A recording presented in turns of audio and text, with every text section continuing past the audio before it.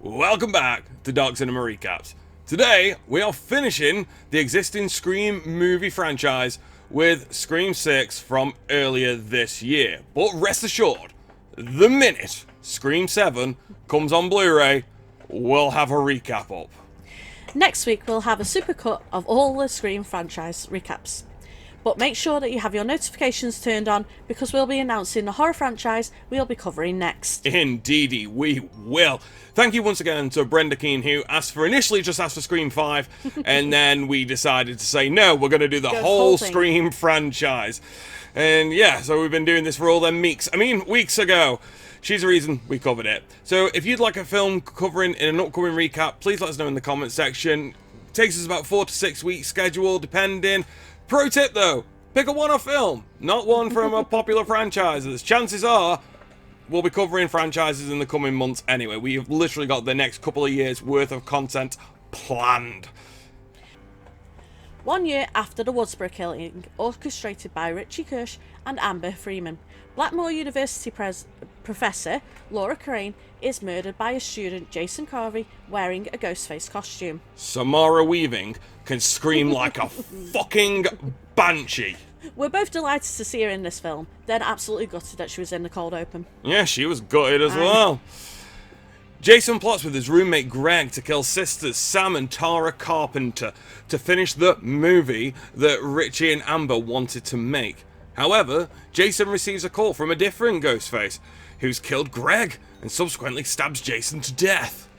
Sam and Tara now live in New York City, with Tara attending Nevermore Academy alongside fellow survivors Chad, Mindy Meeks Martin, their roommate Quinn Bailey, who seems like a lovely girl, and Mindy's girlfriend Anika Kayoko, and Chad's roommate Ethan Landry. Tara is in a relationship with Chad. Why am I so happy for them? I know. Which Quinn keeps interrupting. Sam works 2 jobs to pay rent and is overly protective of Tara, which Tara feels is suffocating. Sam is seeing a therapist and taking medication to suppress her hallucinations. Sam's father was a serial killer, and last year she found out that her boyfriend Richie was also a serial killer. He only dated Sam as he idolised her father. Sam is ostracized in public because of an online conspiracy theory that she was a true mastermind of the latest killings. Sam stopped Richie by stabbing him 22 times and slashing his throat and tickling his feet.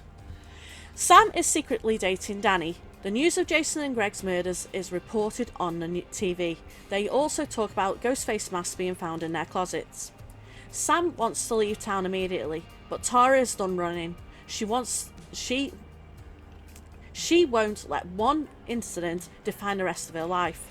The Ghostface attacks the sisters and leaves behind a Ghostface mask worn in the 2011 Woodsboro killings. Admittedly, that supermarket scene is sick. At the NYPD police station, the sisters meet Quinn's detective father, Wayne Bailey, who again seems like an upstanding guy, FBI agent Kirby Reed, yes, a survivor of the 2011 killings, and reporter Gail Weathers, who tells him she spoke to Sidney Prescott and that she has gone into hiding because the pigwigs at the top of the studio wouldn't pay her properly. Protect her family. That isn't a dig at radio science. These decisions are well above their heads, and it's complete horse shit. Sam and Tara are angry with the production company, Gail, as she wrote a book about what happened, even though she promised she would not. Gail called Sam unstable and a born killer. For Gail's trouble, Wednesday knocked her into 2 weeks on Saturday. Sam's therapist, Christopher Stone, is murdered by Ghostface, who steals Sam's file and leaves behind a mask worn in the Hollywood killings. Wayne suspects that Sam killed her therapist since she had admitted to liking killing Richie, and that she was also in his session notes, which are now stolen. Mindy theorizes that the killer is following the rules of the film franchise, specifically the film that anyone can die while the franchise is still continuing. Ghostface attacks the group in the sisters' apartment, murdering Anika with one of the best kills of the franchise and seemingly killing Quinn. The ladder scene where it goes across, when they're trying to get across to Danny, and Ghostface is just toying with those cat and mouse. And Anika, bless her, she got a fucking shit pushed in hard really as well. It looked fantastic. Great scene. One of my all-time favourite kills in the franchise. Yeah, no, I love that scene. Sam's boyfriend Danny helps the others escape, and Ghostface leaves behind a mask worn in the Windsor College killings. Gail takes the group to an abandoned theatre that she found whilst investigating, which has been set up as a shrine to the Ghostface killers, featuring many items of evidence related to previous massacres now displayed like film props. Ghostface calls Gail at her apartment and torments her about the death of Dewey Riley, before killing her boyfriend Brooks, who we literally saw nothing of, and attacks her. Sam and Tara arrive just in time to stop Ghostface from killing Gail, who is taken to the hospital. Ain't no plot armor like Gail Weathers' plot armor. This is what happens now when you're like one of the executive directors in this bitch. The group agrees to meet Kirby at the theatre to trap Ghostface. Wayne tells the group to take public transportation to avoid the killer from taking another shot at them.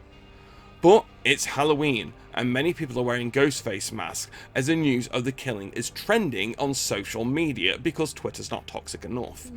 Mindy is stabbed by Ghostface on the train. Sam refuses to let Danny inside the theatre as she does not trust him.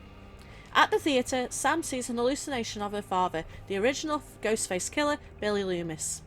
Billy asks Sam to take a knife and to kill the killers. Wayne calls Sam and says that Kirby was fired by the FBI 2 months ago for being mentally unstable. Taking his knife from the original murders, she realises they have been locked inside. 2 Ghostface appear and attack Chad. They manage to stab Tara, who was with Chad. As Chad tries to fight them, he is stabbed both multiple times, putting more holes in him than Pinhead's wank sock. Wayne and Kirby both arrive with guns drawn. Wayne attempts to lend credence towards Kirby being the killer, only to shoot it, because it was going to be fucking Kirby, revealing himself as the 3rd Ghostface and the mastermind. His accomplices are his children, revealed to be Wet Wipe Ethan and still alive Quinn, who faked a death to ease suspicion. I hate that I love the Quinn reveal. It should have been Stu, though. I agree. With the shrine and everything else, the Stu thing would have worked, but if they ain't going to pay Nave Campbell, you ain't paying for Matthew Lillard as well. We're just going to have to see what he gets up to in Five Nights at Freddy's. The trio reveal that they are Richie's family, who want to avenge his death. They were responsible for defaming Sam online and plan to frame her with their killing spree. Sam and Tara gain the upper hand and fight off the Bailey family, with Tara stabbing Ethan and Sam killing Quinn. While briefly knocking Wayne unconscious, Sam dons her father's Ghostface costume, taunts Wayne with a phone call using a voice changer, and viciously stabs him to death. Ethan resurfaces, but Kirby smashes the television set that killed Stu Macker over his head, killing him. Sam agrees to let Tara live her life more independently, and Tara agrees to go to therapy. As Mindy, Chad, and Kirby are taken to the hospital, Sam stares at her father's Ghostface mask before discarding it and following Tara and Danny into the city. Now, firstly, how Chad survived that is he's got Dewey plot armor. He has.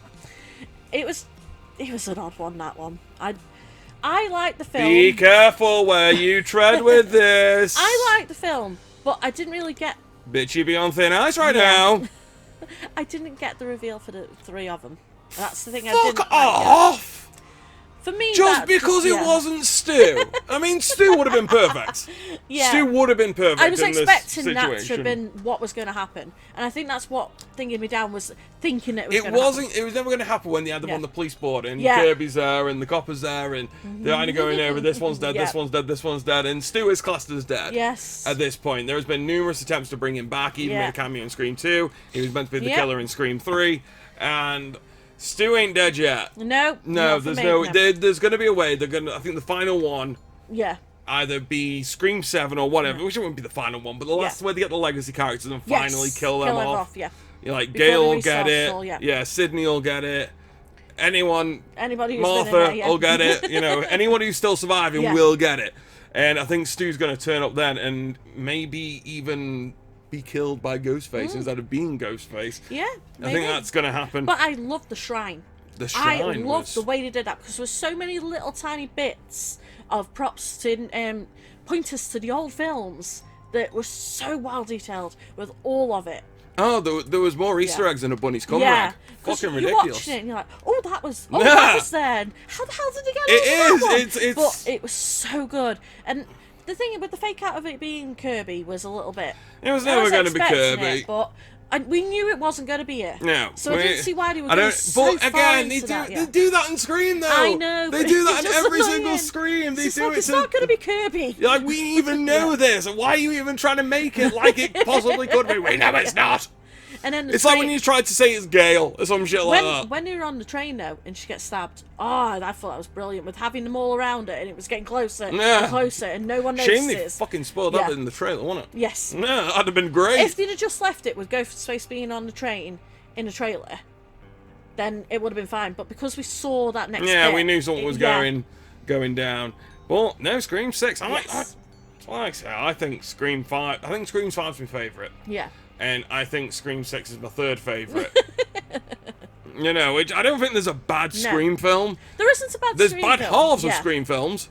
There's bits that don't really make sense. Second half of Scream 2 is awful. Yeah. First half of Scream 3 is awful. But other than that, the Scream film's fucking tits, man. It's not going to be like a next franchise, which I'm not going to spoil because we're going to be announcing that next week. So, yes, come back for the Supercut.